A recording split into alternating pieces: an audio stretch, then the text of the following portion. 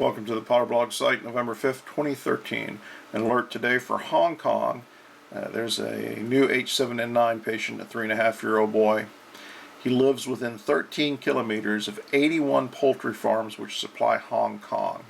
The 3-year-old visited a poultry market on October 27th. And we have a detailed timeline of that, and we'll show you that in a second. But first let me show you the location. This is in Changping Town, Dongguan, Guangdong, China, and the zip code is 523583.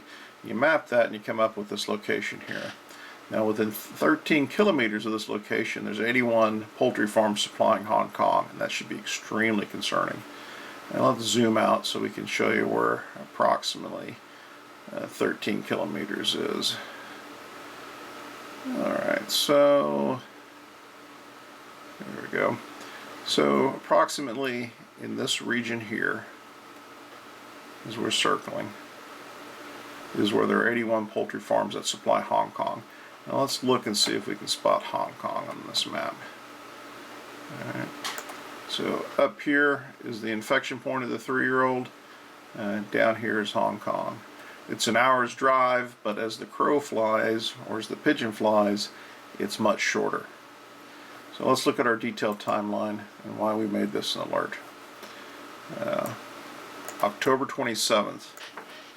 Let me zoom in just a little bit here. October 27th, parents take the boy to a rural market. According to the information we have, the Chinese are saying that this does not exclude that the boy was infected in the downtown area.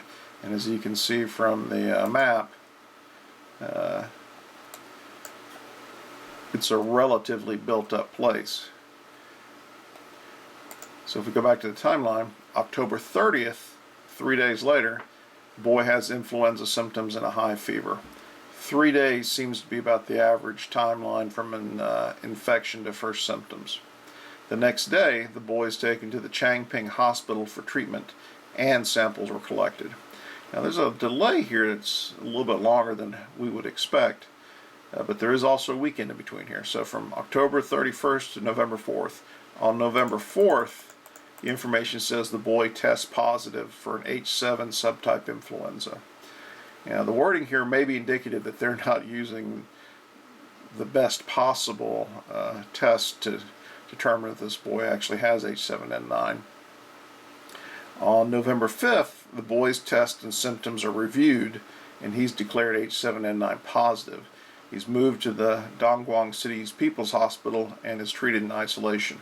At this point, the boy's symptoms are mild and he no longer has a fever.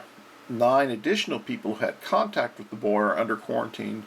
3 of these people have influenza-like symptoms, but so far have not tested positive for H7N9. And therein lies the risk.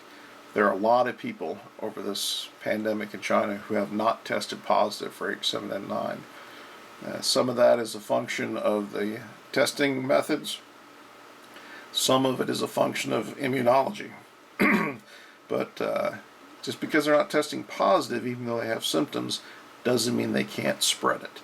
And that may be part of the reasons why these outbreaks seem to be not directly connected, because there's not a direct timeline or direct connection between these that can be pointed at from one symptomatic case to another symptomatic case. Hence, since it's close to Hong Kong, Hong Kong's an international port with lots of traffic, there's reason again to be concerned about this. Now the concern levels increase further as we get deeper into flu season, because the climatology becomes much better for the spread of this. And this does seem to spread like a seasonal flu. So be alert.